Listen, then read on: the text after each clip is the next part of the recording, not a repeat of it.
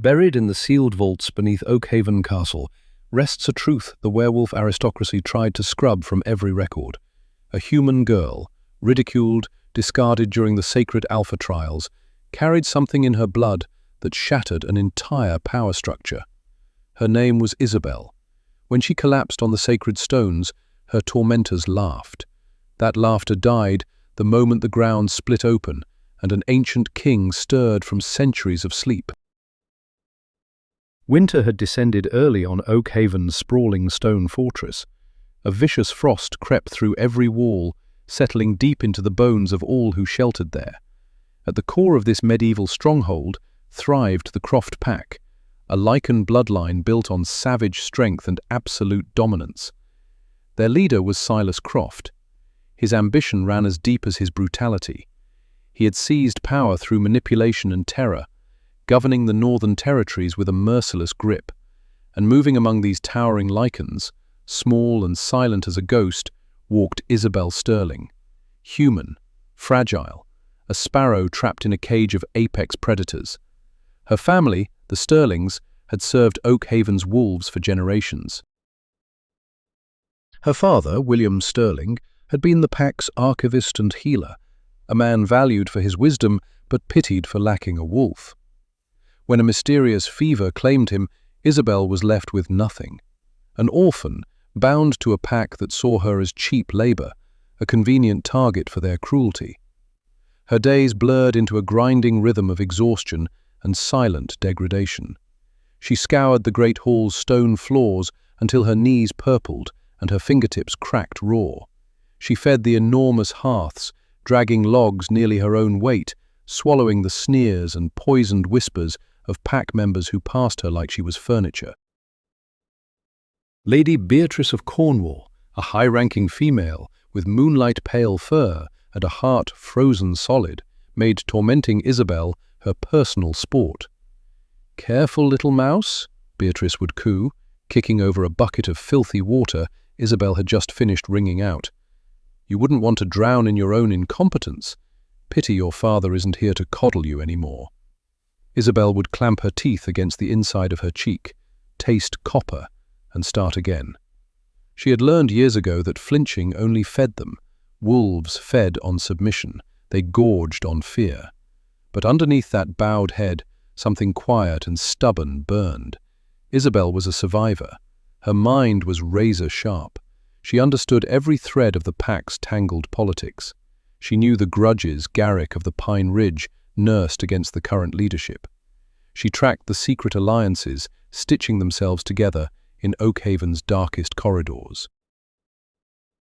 She knew everything, because nobody guards their tongue around the help.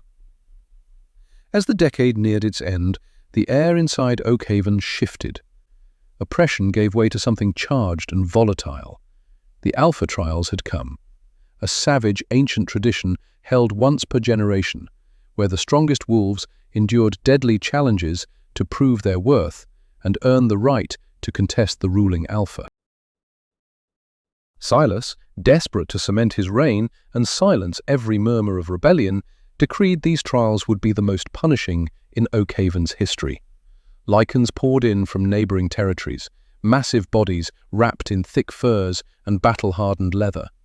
The fortress reeked of aggression, testosterone, and the heavy musk of coming violence. Isabel worked double shifts without pause, roasting stag and boar for endless feasts, pouring ale until her shoulders screamed, stitching up the gashes wolves carved into each other during drunken brawls. It was during one of those roaring, chaotic evenings in the great hall that Silas called for silence. He mounted the raised dais. His dark eyes swept the assembled crowd, slow, deliberate, predatory. Then his gaze found Isabel, pressed into the shadows near the kitchen entrance, trying to make herself invisible. __quote_. 2 __ Silas roared, his voice slamming against the vaulted stone overhead. __quote_. 3 __. A sharp gasp tore through the hall. Then came the laughter, cruel, rolling, hungry. Isabel's heart dropped like a stone into black water. The quarry.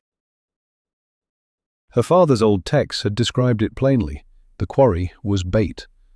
A living creature released into the arena to be chased, cornered, and broken before the true fighting even started. It was slaughter dressed up as sport. Quote 4, murmured an elder wolf named Aldous, stepping forward on unsteady legs. Quote 5. Quote 6. Silas snarled, golden light flaring behind his irises. Underscore, underscore, quote, underscore 7, underscore, underscore. Isabel could not move. The laughter of 100 wolves crashed over her like freezing water. Her fingers found the small silver pendant tucked beneath the rough fabric of her tunic, a strange relic, ancient, heavy with meaning she could not name. Her father had pressed it into her palm on his deathbed. Quote 8. Quote, he had rasped, each breath a wet, rattling struggle. Quote 9. Quote, she had never decoded those fevered final words. But standing beneath the glowing, merciless gaze of Silas Croft, one truth became unbearably clear. Tomorrow, she would likely bleed out on arena stone, the mystery of her father's warning buried with her. Dawn split across the northern peaks. Violent crimson and bruised purple bled through the snow-capped ridgeline. The ancient arena of Oak Haven, a vast circular pit hewn straight into bedrock by lichen hands generations dead, was already swollen with bodies. Stone bleachers overflowed with howling spectators. Their breath rose in thick white columns against the bitter morning cold.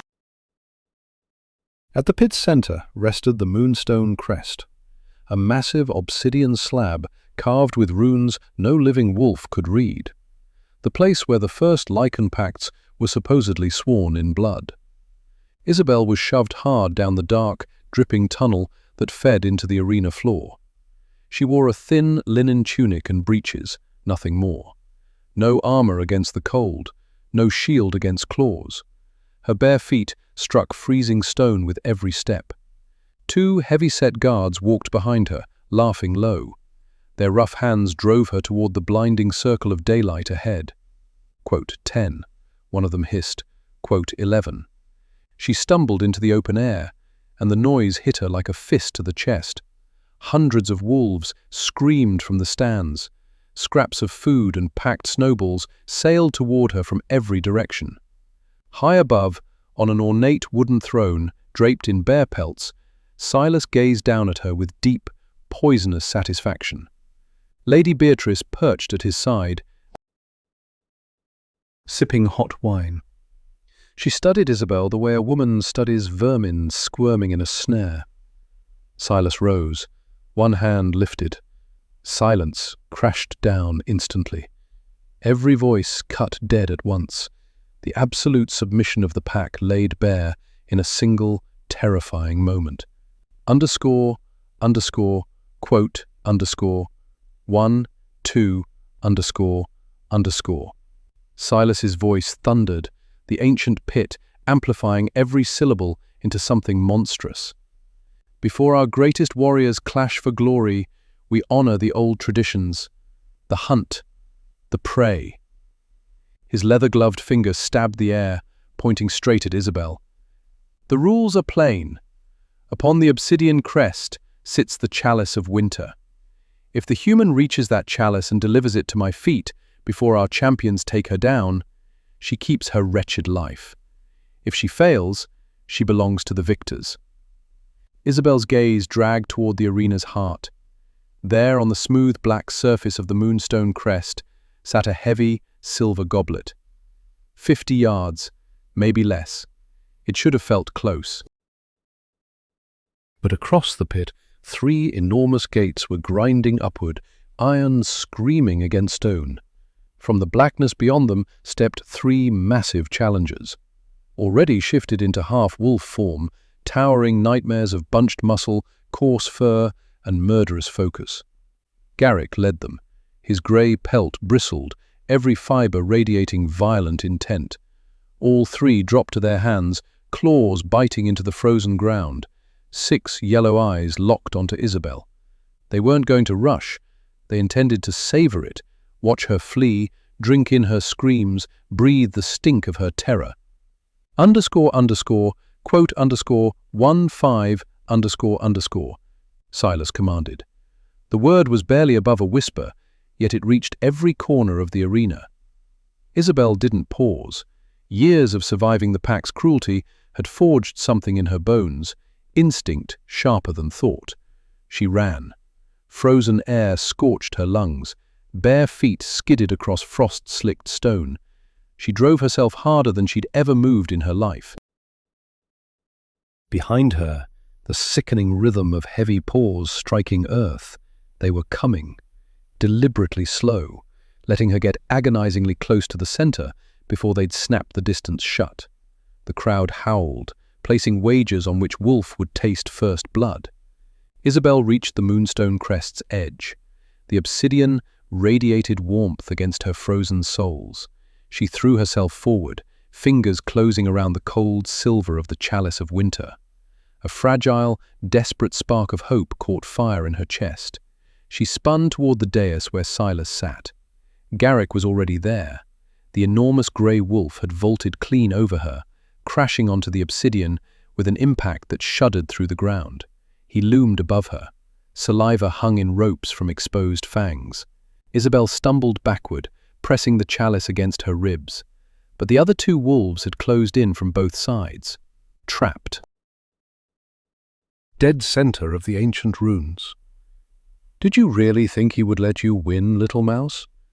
Garrick's voice was a guttural scrape, vocal cords never meant for human speech. From the stands above, Beatrice's laugh rang out sharp and cruel. Tear her apart, Garrick. End this farce. Isabel's spine struck the center of the obsidian slab. Her fingers found the silver pendant beneath her shirt. Eyes shut, a silent prayer that her father waited for her on the other side. Garrick lunged. She threw her arm up, desperate, futile, shielding her face. Massive claws carved downward through linen, through skin deep into muscle. Pain detonated up her arm, white-hot and blinding. The scream ripped from her throat. The chalice tumbled free as the blow drove her into the ground. She hit hard on her side, directly over the central rune etched into the moonstone. Blood, vivid crimson, spilled from the deep gashes, pooling across black stone. Garrick advanced for the killing bite, jaws yawning wide. But as Isabel's blood seeped into those ancient, dust-choked grooves, something shifted. The blood didn't simply gather, it moved. A faint crimson pulse lit the carved lines from within, racing along the intricate patterns with unnatural speed. Garrick froze, every instinct in his body screaming. The scent in the air transformed, instantly, completely. The sharp, metal tang of Isabel's wound vanished beneath something else. Something so ancient, so overwhelmingly dominant, that all three wolves in the ring tucked their tails between trembling legs. Deep earth, ozone, a predatory authority that reduced Silas's aura to that of a newborn pup. Quote 18. Quote, Silas roared from his throne, knuckles white on the armrests. Quote 19. Quote, Garrick couldn't move. Crimson light from Isabel's blood flooded the arena, blinding, absolute. Temperature plunged, breath crystallized in every throat. Then a sound rolled through the canyon, deep, resonant, unmistakable, solid stone cracking apart. The moonstone crest was splitting open. Oak Haven shuddered beneath them. In the stands, panic tore through the crowd as bleachers bucked violently, hurling onlookers to the ground. Silas launched from his seat, eyes wide, rage warring with something he hadn't felt in years, raw, animal terror. The smirk had been stripped clean from Beatrice's face. She clung to the wooden railing with both hands. Below, the obsidian slab fractured with a sound like thunder breaking bone. The three challenger wolves whimpered, powerful bodies shaking, then dropped flat to their bellies in total submission. Isabel clutched her bleeding arm, scrambling backward off the splitting stone. Her heart hammered against her ribs like a caged bird throwing itself at the bars. From the widening fissure, Brilliant silver light poured upward, ethereal, impossible, slicing through the gloomy morning sky.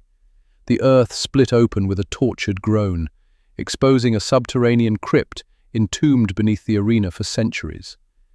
Air pressure plummeted so fast that ears cracked. The heavy reek of petrichor, and something older, something raw and unfiltered, rolled across the stunned crowd like a tide. From the shattered ground, a figure began to rise, not scrambling, not climbing, ascending, as though the darkness itself cradled him upward. When his boots met the ruined surface, silence crashed down over thousands of lichens. Total, suffocating. Even the wind went still. He was a man, though that word felt laughably small, devastatingly tall, broad shoulders draped in tattered remnants of ancient dark velvet and corroded silver armor. Hair black as a raven's wing, falling in wild waves around a face hewn from brutal, merciless angles. But his eyes seized the breath straight from Isabel's chest, piercing, luminescent silver, blazing with a primordial rage that had fermented in absolute darkness for hundreds of years. This was Alistair Draven, a name scrubbed from the tapestries, a ghost story whispered to frighten disobedient pups, the true king of the northern reaches, the first alpha whose bloodline the treacherous ancestors of the Croft family claimed to have destroyed. They had not killed him. They had sealed him with dark magic, cursed him to slumber in living death until the blood of his sworn human wardens, the Sterlings, set him free. Alistair drew a deep breath, his massive chest expanding with the air of a world that had moved on without him. Those silver eyes swept the terrified wolves, pressing themselves into the dirt. They did not linger. His gaze locked onto Isabel. Instantly, he smelled her, the iron tang of her open wound, the terror hammering through her racing pulse. And beneath all of it, ancient, undeniable, the scent of the pact. She was a Sterling, a descendant of the bloodline sworn to guard his secrets, and she was bleeding. A growl uncoiled from somewhere deep in Alistair's chest, low, rumbling, so fundamentally dominant that several wolves in the stands involuntarily snapped back into human form, their bodies unable to hold the beast under the crushing weight of a true king's aura. __, quote _ 20 __. His voice ground like stone against stone, dark, resonant, carrying effortlessly to every corner of the arena. No one breathed a word. Garrick, the wolf who had slashed Isabel, lay pressed flat against the rubble, whimpering. Alistair's gaze snapped to him, no wasted motion. The ancient king closed the distance, didn't shift, didn't need to. He reached down, seized the massive grey lichen by the scruff, and launched him across the arena like something weightless. Garrick hit the far stone wall with a wet, sickening crunch. He slid to the ground and did not move. That display of effortless, terrifying strength shattered the spell. Chaos detonated through the stands. "Guards!" Silas's voice cracked, shrill with panic. His finger jabbed toward the figure in the pit. Quote, _22, _. A dozen armored guards, loyal to Silas alone, vaulted from the ledges. They shifted mid-air into massive wolf forms. 12 beasts charged from every direction, fur, fangs, and lethal purpose. Alistair did not flinch. He turned his back on them, walked calmly toward Isabel. The first guard lunged for his spine.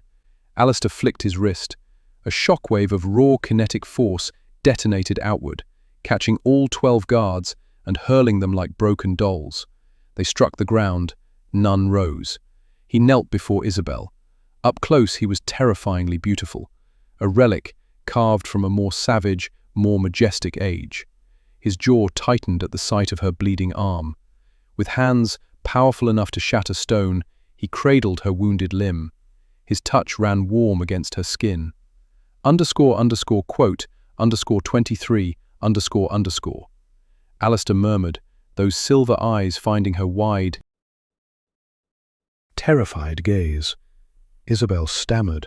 Her body shook, violently, uncontrollably. Cold, blood loss, or the raw proximity of this ancient being, she couldn't tell which. I am nobody. You are a sterling. Alistair's correction came firm, surprisingly gentle. __quote, _28, __. He rose to his full height. His massive frame became a wall between Isabel and every prying eye in the arena. His head tilted back. His gaze found the high seat where Silas sat, barking frantic orders at a pack too terrified to move. __quote, _29, __. Alistair's voice shed its quiet skin. Thunder rolled through every syllable. The foundations of Oak Haven trembled beneath it. You wear the title of Alpha, yet you let mutts gorge themselves on the innocent. You are a usurper, born of a treacherous bloodline. I am the Alpha of Oak Haven, Silas shrieked, face swollen purple with fury. I am Silas Croft, and you are a dead myth. Alistair smiled, slow, predatory. A curving of lips that froze the blood of every creature watching. Then come down here, Silas Croft. He spread his arms wide. Step into the pit. Defend your stolen title, or I will climb up there and tear it from your throat. Every eye in the pack turned to Silas. The ultimate test of any alpha, a direct challenge. To refuse was to forfeit the right to rule. Silas stared down at the ancient nightmare risen from the earth. The arrogant king suddenly understood, with agonizing clarity, that he was entirely outmatched. And beside Alistair, the human girl they'd mocked as a weak, useless pet, now stood under the protection of the most dangerous creature to ever walk the... Silence choked the arena, thick, suffocating. Thousands of eyes darted between the ancient horror standing in the shattered pit and the Alpha trembling on his balcony above. Silas Croft, the ruthless tyrant who had crushed the northern territories beneath an iron grip, was drowning in a primal terror he had never tasted before. Pack law was absolute. The ancient Wolf-Hartmann treatises left no room for interpretation. A direct challenge in the sacred pit could not be ignored. Refusal meant losing one's wolf, cast out as an omega, hunted down by sunset. I am waiting, usurper. Alistair Draven's voice sliced through the frozen air once more. Calm, laced with something lethal. He didn't raise his voice. He didn't need to. His dominance pressed down on every lichen like a physical weight. Silas swallowed hard. His face had gone white. He turned to Lady Beatrice, searching for support, but the pale-haired noblewoman had already edged away from him. Her wide eyes gleamed with cold, self-preserving calculation. The pack was watching. The visiting alphas who had come for the trials were watching. If Silas retreated now, his own lieutenants would tear him apart before he reached the castle gates. A roar erupted from him, half fury, half desperation. He vaulted the wooden railing. Mid-air, his body exploded. Bones cracked, fabric shredded. By the time his feet struck the arena's stone floor, he was a monstrous, pitch-black werewolf, nearly 8 feet tall on his hind legs. Saliva hung in ropes from massive jaws. His eyes blazed with the chaotic aggression of a cornered beast. Isabel gasped. She clutched her bleeding arm and scrambled backward until her spine pressed against the crumbling remnants of the moonstone crest. Silas in wolf form was a terror she had only witnessed from a distance, a beast that had shredded entire insurgent packs in the eastern valleys. Alistair did not shift. He rolled his broad shoulders. Tarnished silver armor clinked softly against velvet. He regarded the massive black beast with something between boredom and deep disgust. You reek of fear, boy. His murmur carried through the pit's acoustics to every straining ear. __quote, _37, __Silas lunged. He closed the distance in a heartbeat. Massive claws swept horizontal, a strike designed to take the ancient king's head clean off. The crowd held its breath as one. Alistair moved with a speed that broke every law of the physical world. He didn't just dodge, he dropped beneath that killing swipe and drove a raw, savage uppercut straight into the soft underside of Silas's jaw. Bone cracked like a thunderclap.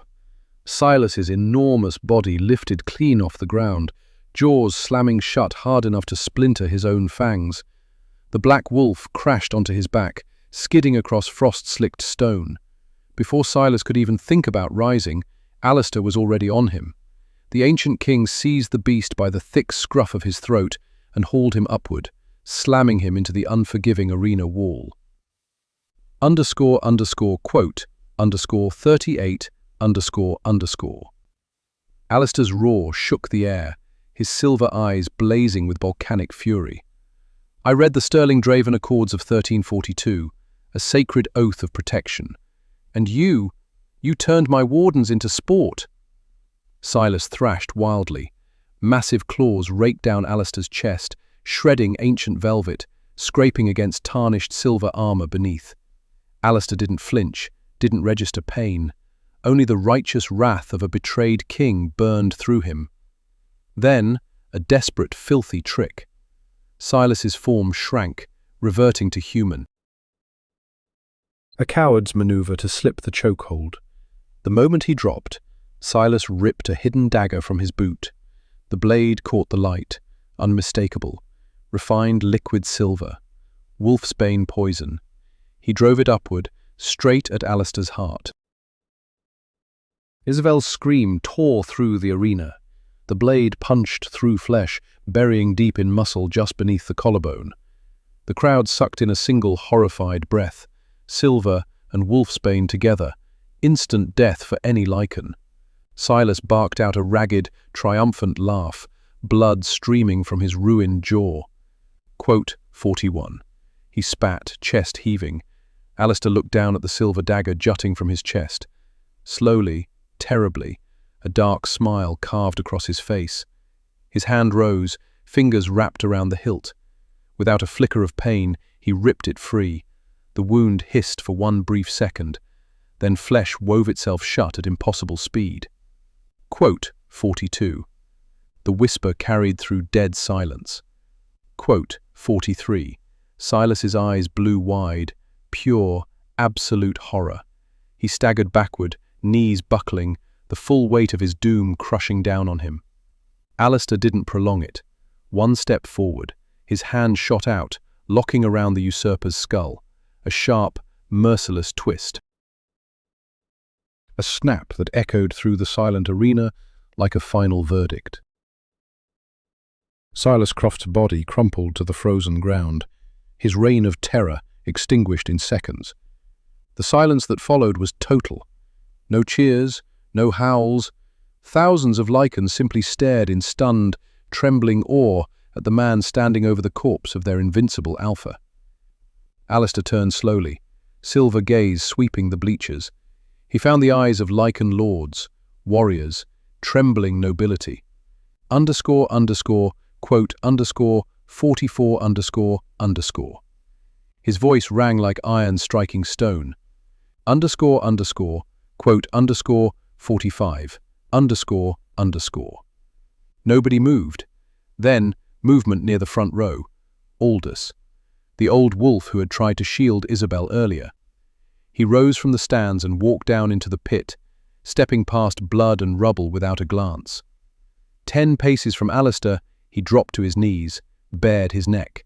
The ultimate submission. Quote 46 __. His voice was rough as gravel. Like dominoes collapsing, the arena followed. Thousands of lycans fell to their knees. Throats bared to the cold air, a wave of surrender rippling through ancient stone. The reign of the Crofts was finished. The era of the Draven King had begun. The transfer of power was swift, absolute. Within the hour, banners bearing the Croft insignia were ripped from Oakhaven's battlements, and fed to courtyard flames. Alistair Draven didn't enter the great hall like a conqueror. He strode in like an owner returning to a badly mismanaged estate. His presence alone demanded an immediate, profound shift in the pack's hierarchy. Those preening lords and vicious ladies who had strutted through these halls just hours before now crept with lowered heads, terrified of catching the ancient king's gaze. Isabel sat at the heart of the Alpha's private study, a vast, circular chamber. Leather-bound volumes lined every wall. Tapestries chronicled lichen victories the world had long forgotten. She still trembled beneath a heavy fur cloak someone had draped over her in haste. The wound on her arm pulsed without mercy, a jagged, stinging reminder of everything the morning had taken from her. The thick oak door groaned open. Alistair stepped through. The atmosphere shifted instantly, dense, electric, crackling with unseen force. He had shed the ruined armor and shredded velvet. Now he wore a plain, dark linen shirt and riding leathers taken from Silas's vast wardrobe. Without the filth and shadow of the crypt clinging to him, his features struck even harder. Harsh, regal, ferociously handsome. Behind him came Lady Beatrice. She was attempting a nauseating, desperate reinvention, carrying a silver basin of warm water and clean bandages. Her pale hair sat immaculate, her dress loosened with calculation at the collar. She had understood immediately. Survival meant pledging herself to the new power. Beatrice cooed, her voice slick with manufactured warmth as she placed the basin on the table beside Isabel. Alistair froze mid-step. He turned on Beatrice, those silver eyes compressed into slits that could cut glass. The lye poured off her skin, thick, sweet, suffocating, like perfume over rot. Quote, _49, his voice came low, a rumble that passed through the floorboards and into bone. Beatrice blinked, that practiced, seductive smile cracked at the edges. Quote 51. Alistair cut her off. He took one slow, predatory step toward the noblewoman. Quote 52. Every drop of colour fled Beatrice's face. My superior? Yes, Alistair said, cold as iron left in snow. And I carry the memories of the earth, Lady Beatrice. Every drop of blood spilled on these stones lives inside me. I know it was you who kicked the water bucket across her hands. I know it was you who laughed when she was thrown into the pit. Beatrice stumbled backward. Her spine struck the heavy wooden door. My king, I was only following Silas's orders. We all were. You savoured it, Alistair corrected. His tone sealed shut every avenue of escape. Leave these chambers. You are banished from the upper levels of the keep. If I ever hear you address Isabel with anything less than absolute reverence, I will tear your tongue from your mouth and feed it to the hounds. Go. A strangled sob tore from Beatrice's throat. She clawed the door open and fled, slamming it behind her. Silence settled back into the room. Softer now, gentler. Only the hearth fire spoke, snapping and murmuring against the stone. Alistair released a long breath. The severity drained from his shoulders as he turned toward Isabel. He moved to her slowly, each step deliberate, measured, the way one approaches a frightened deer. He lowered himself to his knees before her, just as he had in the arena, bringing his gaze level with hers. Carefully, he took her wounded arm. His fingers traced the edges of the deep, ragged claw marks Garrick had carved into her flesh. Isabel whispered. Her voice shook. These were the first words she had spoken directly to him since the pit. Alistair murmured. His silver eyes lifted to hers, searching, reading something written deep beneath the surface. She studied this ancient, devastating man. Minutes ago he had torn apart an entire regime like parchment. Yet when those eyes found hers, no cruelty lived in them, only a fierce, consuming protectiveness that sent her heart hammering for an entirely different reason. She nodded. Small, uncertain. Enough. Alistair drew her bleeding arm to his lips. He did not bite. Instead, his tongue traced the length of each deep laceration. Slow, deliberate. Isabel's breath caught. A bolt of heat surged through her arm. Then, instantly, a wave of cool relief washed over the wound. Lichen saliva carried healing properties, but an alpha's touch was something else entirely. Isabel watched, breathless, as shredded skin wove itself whole beneath his lips. Not a scar remained, nothing but flawless, unmarked flesh. He set her arm down gently, did not let go of her hand.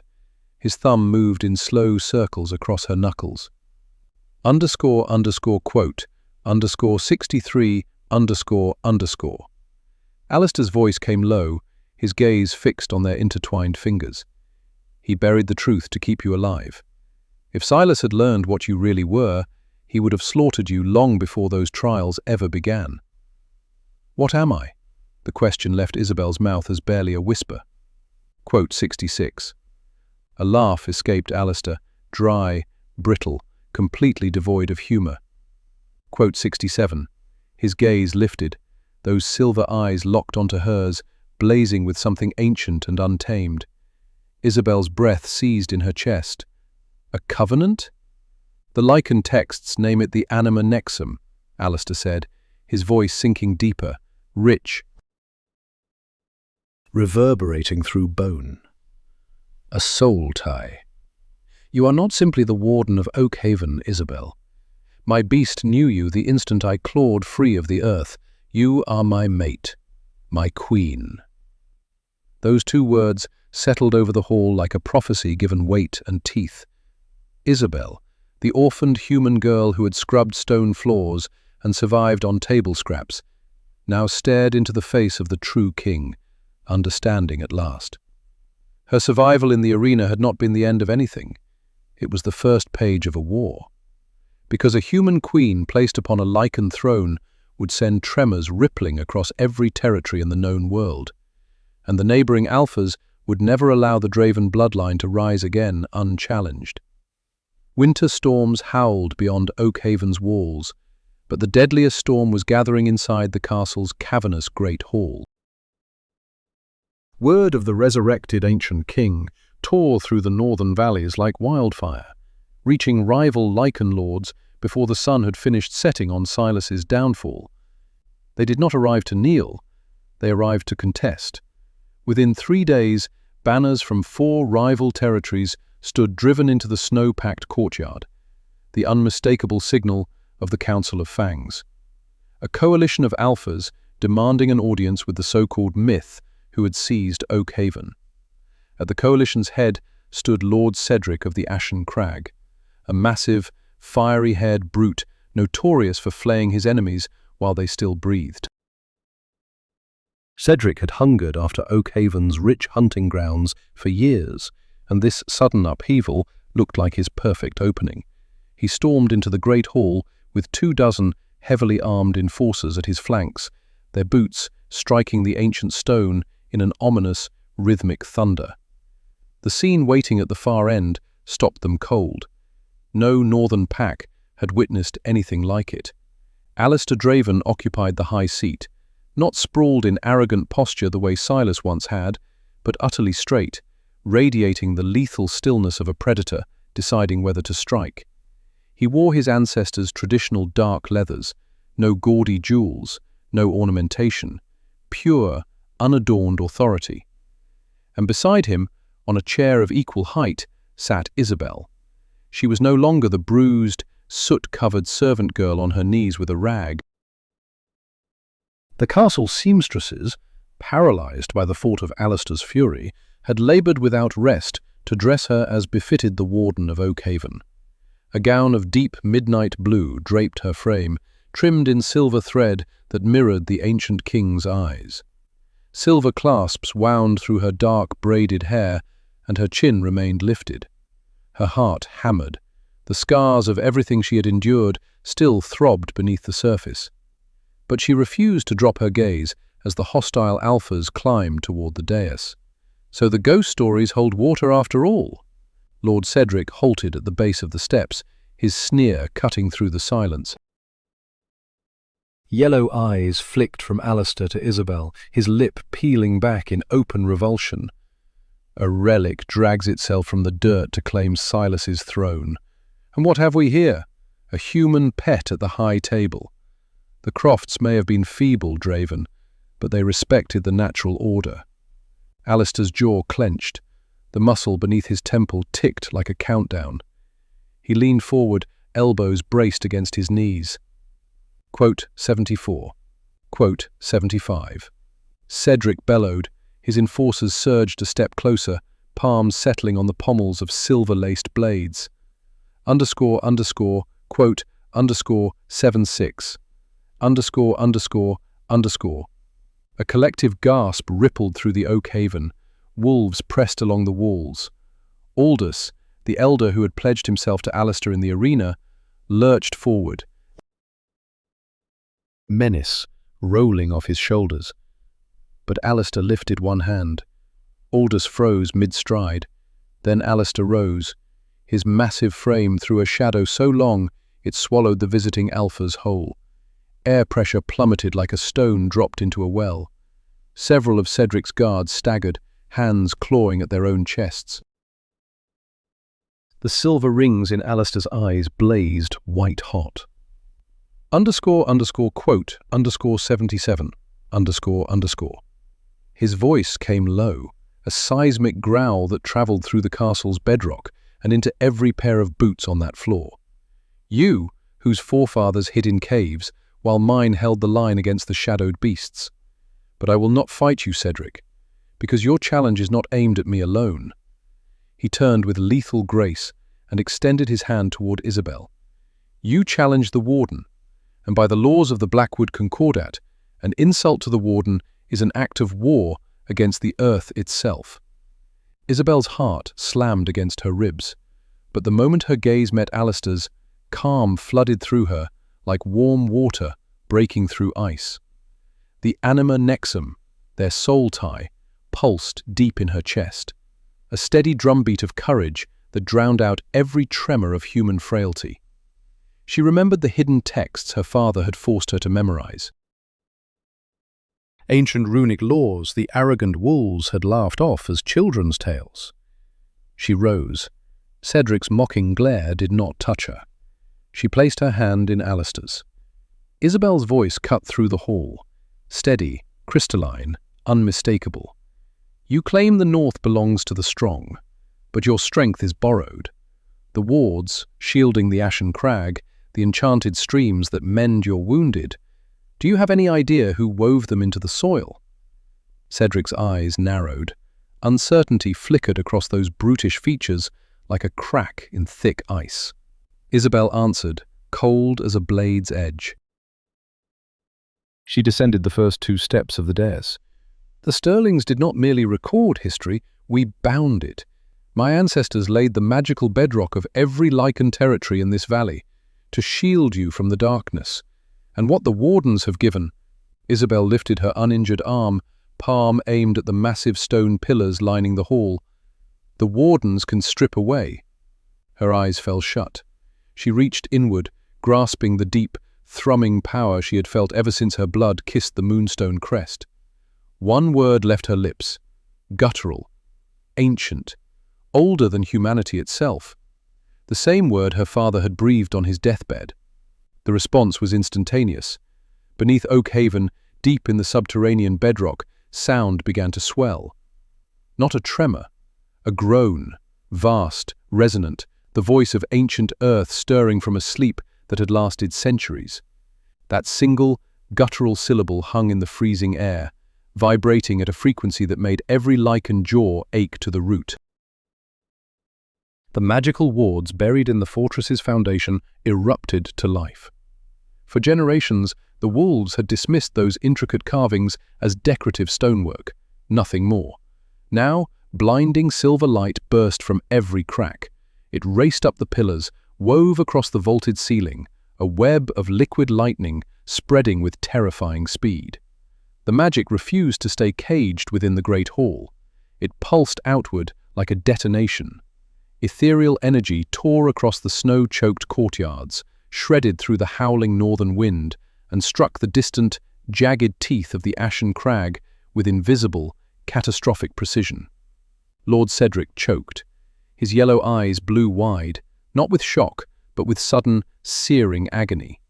He lurched backward. His heavy boots skidded on the stone. A wet, tearing sensation ripped through his chest, horrifying, intimate, inescapable. Not the physical splintering of bone, but the savage rupture of a spiritual cord. That invisible, ancient tether binding him to his territory. The raw, magical current that fed him every ounce of alpha power, ripped apart in a single violent instant. Around him, 24 heavily armed enforcers crumpled as one. Silver-laced swords clattered from their grip, hands flew to their throats as forced partial transformations reversed with brutal speed. Thick fur dissolved into pale, exposed skin. Elongated claws splintered and shrank back into brittle human fingernails. And that terrifying supernatural strength, gone, evaporated like breath in winter air. Within seconds, the most feared strike force in the northern valleys became a heap of shivering, sobbing, powerless men sprawled across cold stone. __quote, _86__. Cedric rasped. His monstrous aura had shattered completely. He stared at his own hands, trembling, entirely human. The truth crept through him like poison. The beast inside had been caged, buried beneath the crushing weight of an ancient curse. __quote, _87__. Isabel declared. Her voice rang through the hall with the combined, thundering authority of every ancestor whose blood ran in her veins. Silver light from the awakened wards poured over her, transforming something fragile into something terrible, a goddess carved from vengeance itself. She never raised her voice. She didn't need to. Every word landed with the force of absolute law. I have sealed the ley lines feeding your territory. Your lands are barren now. Enchanted streams will thicken into stagnant mud. Your wolves will bleed from simple cuts and never heal. Winter crops will blacken and rot in frozen soil. You laughed at the hand that sustained you, Lord Cedric. You spat on the bloodline that kept your pack alive for centuries. Now you will starve in the dark. Terror swept through the visiting alphas like wildfire.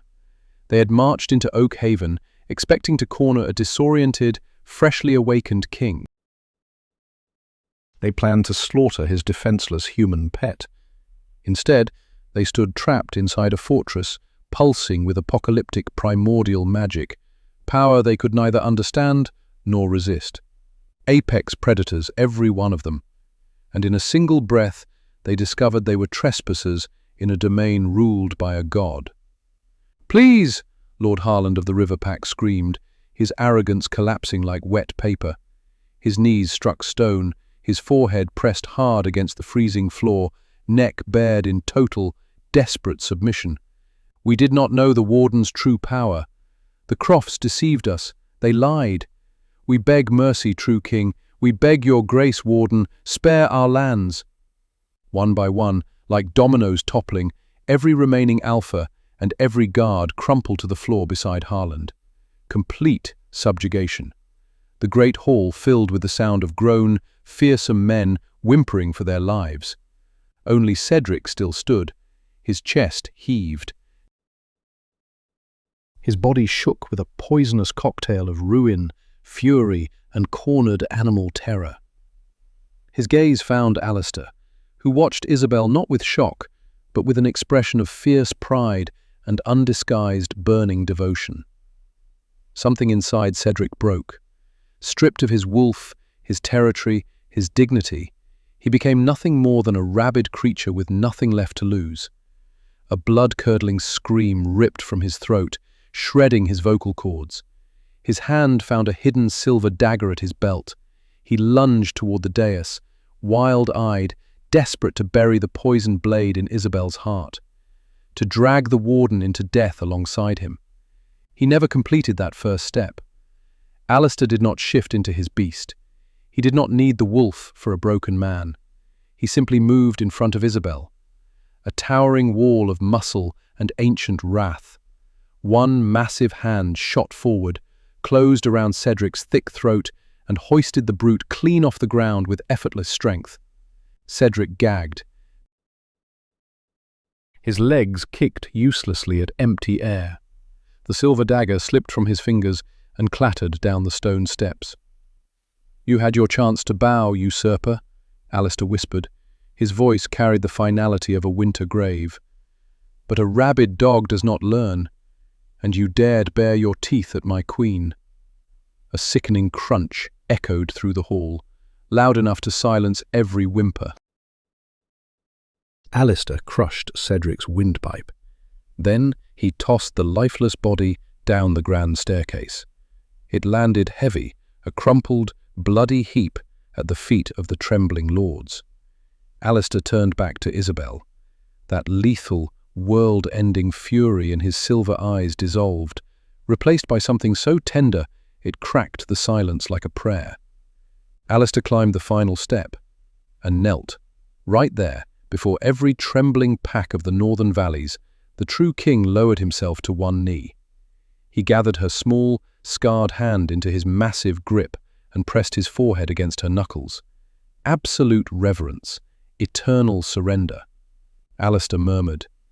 His deep voice carried through the frozen hall, reaching every ear. The great hall shattered into sound. Not the savage, bloodthirsty roar of the Croft years. This was something older, a unified, soul-shaking howl of spiritual devotion that rattled the ancient stone. The lichens of Oak Haven dropped to their knees first. The subjugated rival packs followed seconds later, pledging their lives to the ancient king and his human mate.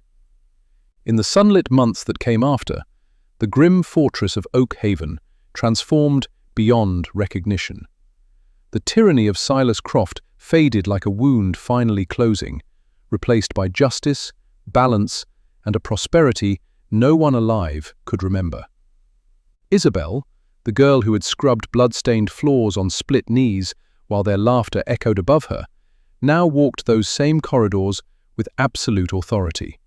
No one questioned it. She unsealed the forbidden archives herself. She spent her days restoring the pack's true history, rebuilding the sacred balance between lichen and human that had been shattered for generations. Lady Beatrice and every remaining Croft loyalist were stripped bare. Their stolen wealth, their fine silks, their borrowed power, all of it, taken. They were banished to the freezing, merciless wastelands without a single coin, no pack protection, no allies, no mercy. Rumors reached Oak Haven before spring. They hadn't survived the first winter.